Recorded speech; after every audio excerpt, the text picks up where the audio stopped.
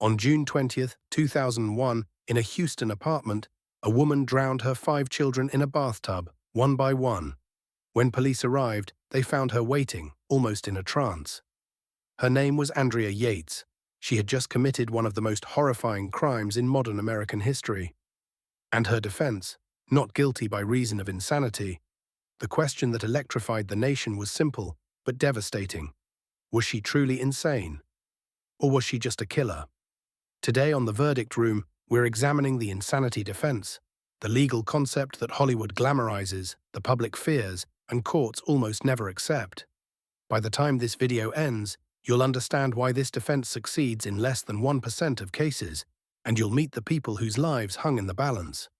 Let's start with the fundamental problem. Everyone thinks they understand the insanity defense. You've seen it in movies.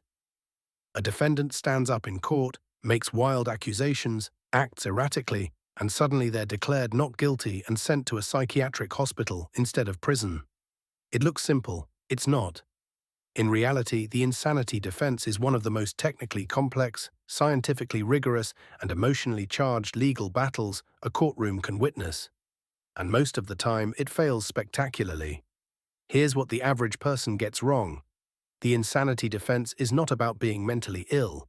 It's not about having depression, anxiety, PTSD, or even severe schizophrenia. You can be completely insane in the psychiatric sense and still be legally sane in the eyes of the law. This distinction has destroyed the hopes of countless defendants and their families. The law doesn't care if you're hearing voices. The law cares whether you knew right from wrong at the moment you committed the crime. That test comes from an 1843 English case called the Monaghan Rule. Let me explain it clearly, because this is the foundation of almost every insanity defense in America today. Daniel Monaghan was a Scottish woodturner who was suffering from what we'd now recognize as paranoid delusions. He believed he was being persecuted by the Conservative Party and their agents, so he decided the solution was to kill the Prime Minister, Robert Peel. But instead of killing Peel, he shot Peel's secretary, Edward Drummond, in the back on a London street. Drummond died 5 days later. Monaghan was captured, put on trial, and acquitted by reason of insanity. Public outrage exploded. The Queen herself was furious. How could a man who murdered someone be set free? The judges were called before Parliament to explain. They established a test that still governs insanity defences today, including in 2026. The Monaghan Rule states, did the defendant at the time of committing the act know the nature and quality of the act they were doing? And did they know it was wrong? Notice something critical here. This is not about being insane in a psychiatric sense. This is about knowing right from wrong. This is about mens rea, guilty mind, the Latin term that defines criminal responsibility. You can be the most mentally ill person on earth and still pass the Monaghan test if, at that precise moment in time, you understood what you were doing and understood it was illegal. But the most shocking case study in insanity defense history turned this entire framework on its head. March 30th, 1981. The Washington Hilton Hotel. Ronald Reagan, the 40th President of the United States, is walking out after a speech. Suddenly, a young man named John Hinckley Jr. pulls a .22 caliber revolver and fires 6 shots in rapid succession. 1 bullet hits the president. 3 others wound Press Secretary James Brady, Secret Service agent Timothy McCarthy, and police officer Thomas Delahanty. The president survives. The shooter is tackled and arrested. John Hinckley Jr. was 25 years old. He was deeply disturbed. For years, he had been obsessed with an actress named Jodie Foster. He'd watched the movie Taxi Driver dozens of times, fixating on a particular scene. In his fractured mind, he believed that if he could commit an act of national violence, it would somehow impress Jodie Foster and prove his devotion to her. He shot the president to win her love. That's his stated motive. A man stalking an actress, attempting to assassinate the President of the United States based on a delusional romantic fantasy. The trial was enormous.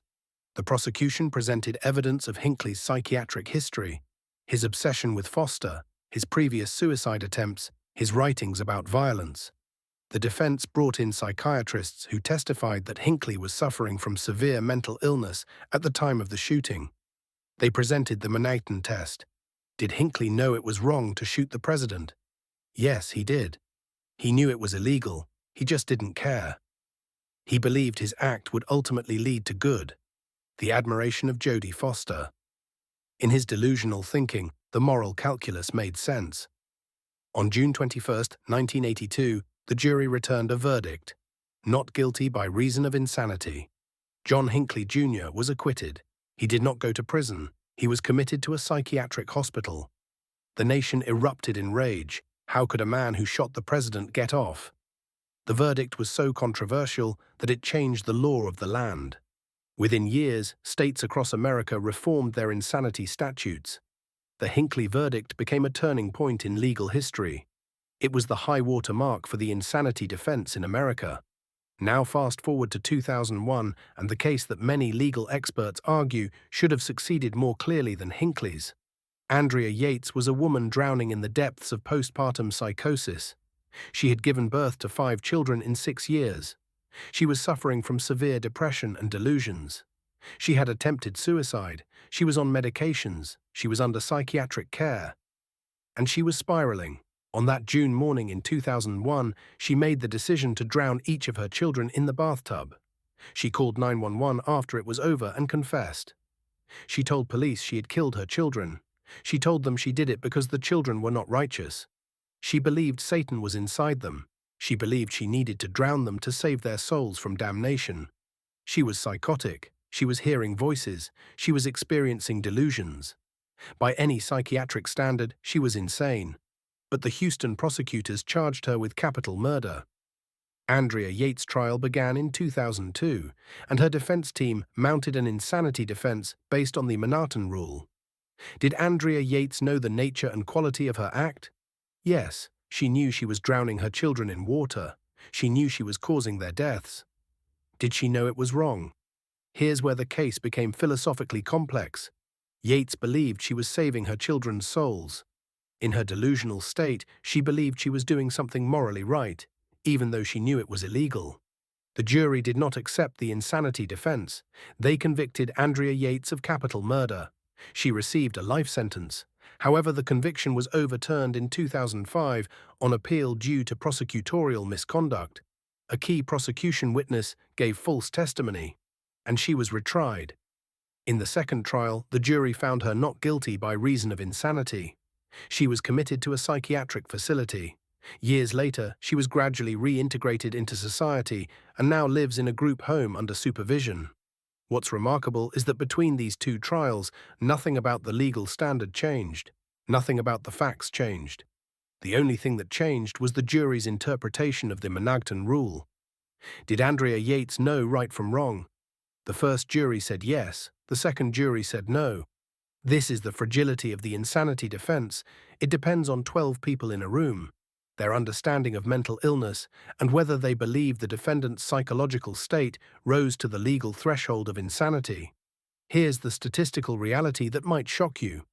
The insanity defense is raised in less than 1% of felony cases in America. And when it is raised, it succeeds in only about 20 to 30% of those cases.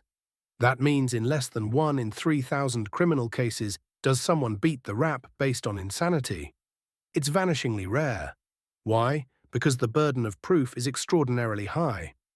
In most states, the defendant must prove insanity by clear and convincing evidence.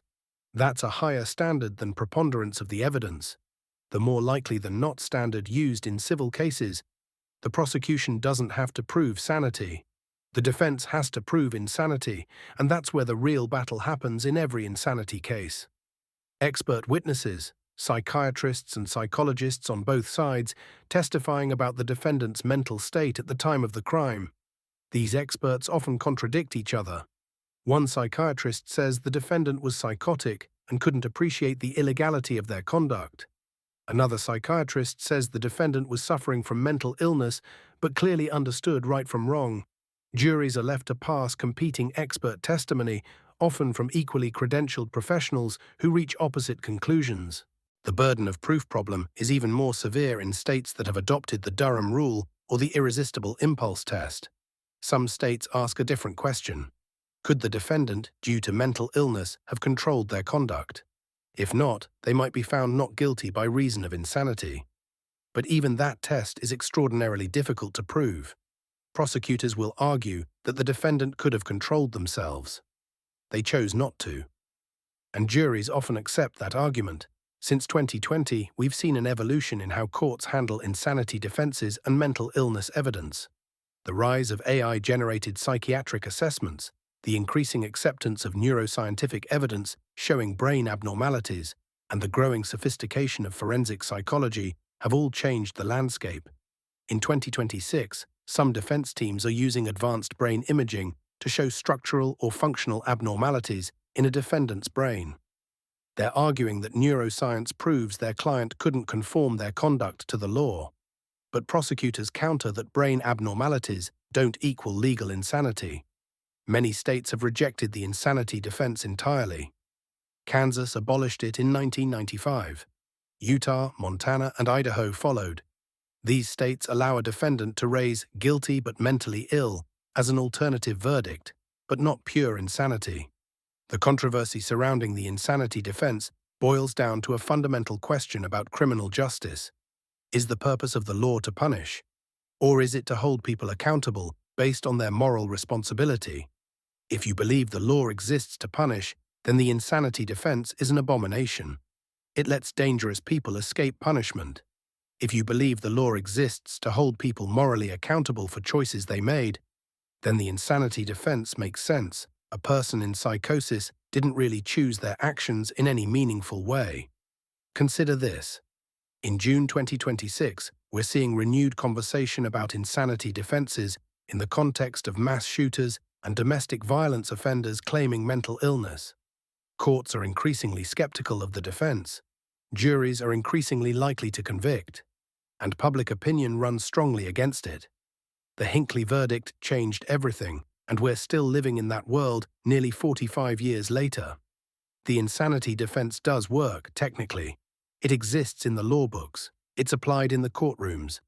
But it works so rarely and requires such extraordinary proof that it functions more as a theoretical option than a practical tool. It's a legal concept that sounds simple, but is legally, scientifically, and morally complex. It requires juries to grapple with questions that philosophers have debated for centuries. What does it mean to be responsible? What does it mean to know right from wrong? Can a severely mentally ill person be held culpable for their actions? These are not easy questions. And the law's answer, reflected in standards like Manhattan that date back to 1843, is imperfect, inconsistent, and constantly evolving. That's why Andrea Yates was convicted in her first trial and acquitted in her second. That's why John Hinckley Jr.'s acquittal still haunts the American legal consciousness. That's why the insanity defense, despite decades of refinement, remains one of the most controversial and least understood elements of our criminal justice system. The real verdict? The insanity defense doesn't actually work the way most people think. It's not a get-out-of-jail-free card. It's an extraordinarily narrow legal pathway that requires proving something nearly impossible. That at the moment you committed a horrific act, your mental illness was so severe that you couldn't tell right from wrong. And even then, there's no guarantee a jury will believe you. So the next time you hear someone claim they beat a murder rap on insanity, remember, statistically you're almost certainly wrong. What do you think? Should the insanity defense be expanded to better protect mentally ill defendants? Or should it be abolished entirely? Drop your verdict in the comments below. And if you want to see more deep dives into the legal system's biggest controversies, hit that subscribe button. The Verdict Room, where justice gets complicated.